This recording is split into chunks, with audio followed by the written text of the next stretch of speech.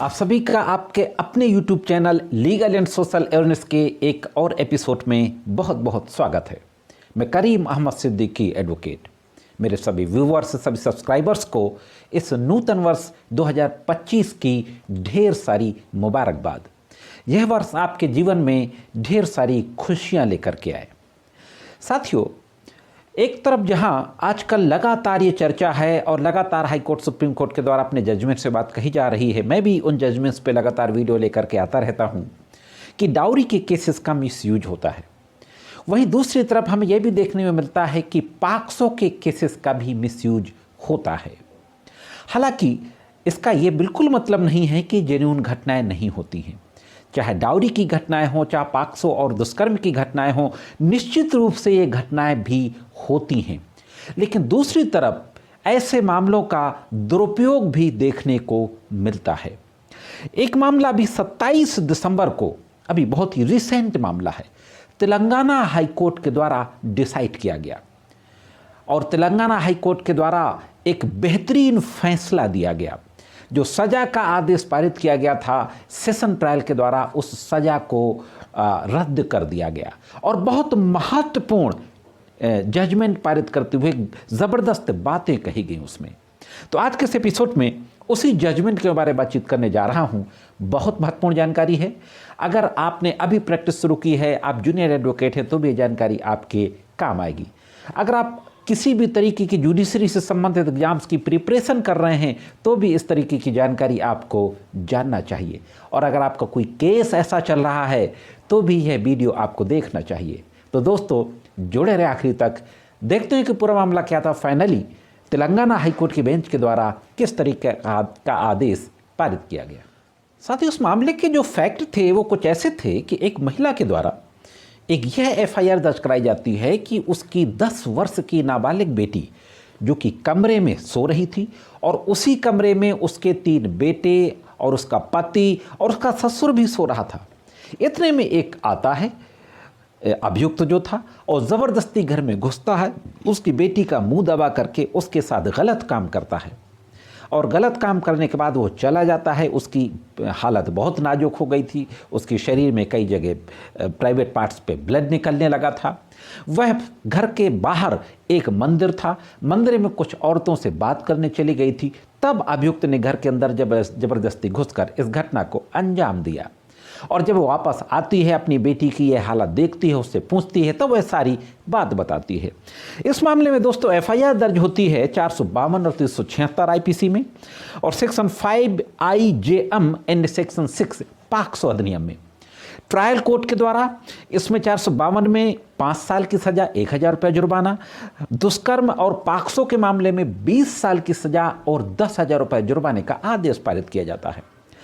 इस सजा के आदेश के खिलाफ आरोपी व्यक्ति के द्वारा, जिसको कि दोष सिद्ध किया जा चुका था, तेलंगाना हाईकोर्ट के समक्ष अपील दाखिल की जाती है। तो देखते हैं कि तेलंगाना हाईकोर्ट में किस तरीके का आर्गुमेंट होता है और तेलंगाना हाईकोर्ट के द्वारा क्या कहा जाता है। दोस्तों, ये जो मामला था जो तेलंगाना हाईकोर्ट पहुंचा, सजा के आदेश के विरुद्ध जो क्रिमिनल अपील दाखिल की गई, criminal appeal number 88/2024 Begari Ravi Kumar versus Telangana राज्य। पूरी डिटेल आपके स्क्रीन पे है और अभी 27 दिसंबर 2024 को इसमें जजमेंट पारित किया गया।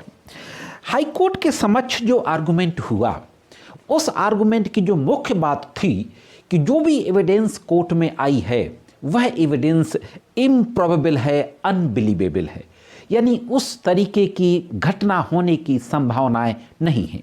दोस्तों, इसमें 4 अहम गवाह थे, जिसमें PW1 उस विक्टिम की माँ थी जो कंप्लेनेंट थी, जिसने ये कहा था कि मैं घर के बाहर मंदिर में कुछ औरतों से बात करने गई और वहीं पे जाके थोड़ी देर के लिए सो गई।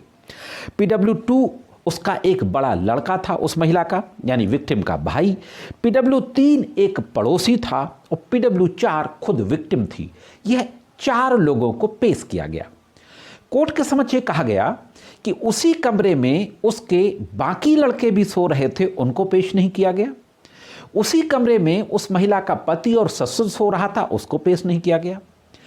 लड़की ने अपने बयान में कहा, जो विक्टिम थी, प्रोस्क्यूटिक्स थी, जो नाबालिग, कि गलत काम करने के कारण उसके प्राइवेट पार्ट में जलन होने लगी और ब्लड निकलने लगा। लेकिन उसकी इस बात को मेडिकल रिपोर्ट सपोर्ट नहीं कर रही थी। डॉक्टर ने कहा कि उसकी बॉडी में, उसकी ब्रेस्ट में और प्राइवेट पार्ट में किसी भी तरीके की कोई इंजरी नहीं थी, सिर्फ उसकी फ्रॉक में ज़रा सा ब्लड लगा हुआ था। तो इस तरीके से कहा गया कि विक्टिम के स्टेटमेंट को मेडिकल का जो वर्जन है वो सपोर्ट नहीं कर रहा है। गवाहों के जो बयान हैं वह इम्प्रॉबेबल हैं, अनबिलीवेबल हैं, इन पे विश्वास नहीं किया जा सकता, इस तरीके का आर्गुमेंट किया जाता है। और ये कहा जाता है कि ट्रायल कोर्ट ने एविडेंस को अच्छी तरीके से अप्रिशिएट नहीं किया और जो सज़ा का आदेश किया वो गलत किया, उस सज़ा को रद्द करने की अपील की जाती है। अब देखते हैं कि तेलंगाना हाई कोर्ट की जो बेंच थी उसने क्या कहा और फाइनली किस तरीके का आदेश पारित किया। साथियों, तेलंगाना हाई कोर्ट के न्यायमूर्ति महोदय के द्वारा पूरी केस में जो एविडेंस आई थी ट्रायल कोर्ट के समक्ष, उस एविडेंस को बहुत ही गंभीरतापूर्वक देखा जाता है और अच्छे से देखने के बाद बहुत महत्वपूर्ण बातें कही जाती हैं। यह कहा जाता है कि एक कमरा था 27x17 का, जिसमें विक्टिम लेटी थी, उसके 3 भाई लेटे थे, उसके पिता लेटे थे और उसके ग्रैंडफादर लेटे थे। इन सभी लोगों की उपस्थिति में एक ज़बरदस्ती एक व्यक्ति घुसता है, उसका मुंह दबाता है, उसके साथ रेप करता है। वो ये भी कहती है कि मैं चिल्लाई थी, लेकिन बाकी जो सो रहे थे अगल बगल, उसके भाई, पिता, ग्रैंडफादर, वो कोई जगता नहीं है। हाईकोर्ट के द्वारा यह भी कहा जाता है कि एक कमरा, उसी से सटा हुआ छोटा सा मंदिर जो हार्डली दरवाजे से 20 फीट की दूरी पर होगा, लेकिन उसकी माँ जो वादनी थी, जो कि उस दरवाजे को देख सकती थी, वो देखे ना किसी को घर आते हुए, ये हो नहीं सकता। और उसने जो गवाही में कहा था कि कुछ औरतों से बात करने चली गई थी, तो ऐसी कोई औरत को भी पेश नहीं किया गया कि वो किससे बात करने गई थी। 2 बड़े लड़कों को पेश नहीं किया गया, अपने पति को पेश नहीं किया गया, अपने ससुर को पेश नहीं किया गया, अदालत में बयान नहीं दिलाए गए ट्रायल कोर्ट के समक्ष। तो इस तरीके से ये बात कही जाती है। दूसरी बात ये कही जाती है कि डॉक्टर ने इस बात का समर्थन नहीं किया, मेडिकल रिपोर्ट ने, कि उसकी बॉडी में प्राइवेट पार्ट में चोट थी। जैसा कि लड़की ने, विक्टिम ने अपने बयान में कहा था कि उसके प्राइवेट पार्ट में चोट आ गई थी, जलन हो रही थी और ब्लड निकल रहा था। मेडिकल रिपोर्ट इस बात को सपोर्ट नहीं कर रही थी। जहां तक डॉक्टर ने अपने बयान में कहा था कि विक्टिम के फ्रॉक में ब्लड था, तो उस ब्लड को एसरटेन करने के लिए कि किसका है, आरोपी का डीएनए टेस्ट नहीं कराया गया था। इस तरीके से इन तमाम बातों को कहते हुए हाईकोर्ट के बेंच के द्वारा बहुत महत्वपूर्ण बात कही जाती है। यह कहा जाता है कि माइनर विक्टिम की गवाही इस केस की जैसी परिस्थितियां हैं, उन परिस्थितियों के अनुसार ट्यूटर्ड लगती है। हाँ दोस्तों, सिखाई पढ़ाई हुई लगती है, जिसको इजीली इन्फ्लुएंस किया जा सकता है, घर के बड़ों के द्वारा आसानी से उसको प्रभावित किया जा सकता है। और ऐसे चाइल्ड विटनेस की गवाही पे यकीन करना बहुत खतरनाक होगा दोस्तों।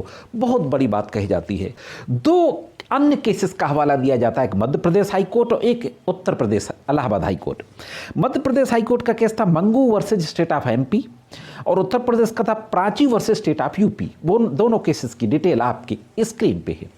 इन केसेस में कहा गया था कि माइनर विक्टिम है अगर, तो उस माइनर विक्टिम की गवाही को बहुत ही सावधानी पूर्वक उसका एनालिसिस किया जाना चाहिए। यह बात ध्यान में रखना चाहिए कि कहीं सिखाने पढ़ाने के उपरांत तो ये गवाही नहीं दे रही है। तो इन दोनों केसेस का हवाला देते हुए फाइनली हाई कोर्ट के बेंच के द्वारा कहा जाता है कि ऐसी माइनर विक्टिम की गवाही पे यकीन नहीं किया जा सकता। यह ट्यूटर्ड लग रही है, यह घर के बड़ों के द्वारा प्रभावित होकर के इस तरीके का इसने बयान दिया है जो कि विश्वसनीय नहीं है, बिलीवेबल नहीं है। और यह कहते हुए दोस्तों, जो सजा का आदेश किया था ट्रायल कोर्ट ने, उस आदेश को निरस्त कर दिया जाता है, अपील को स्वीकार कर लिया जाता है दोस्तों। तो यह थी दोस्तों एक महत्वपूर्ण जानकारी कैसी लगी कमेंट्स करके ज़रूर बताएं।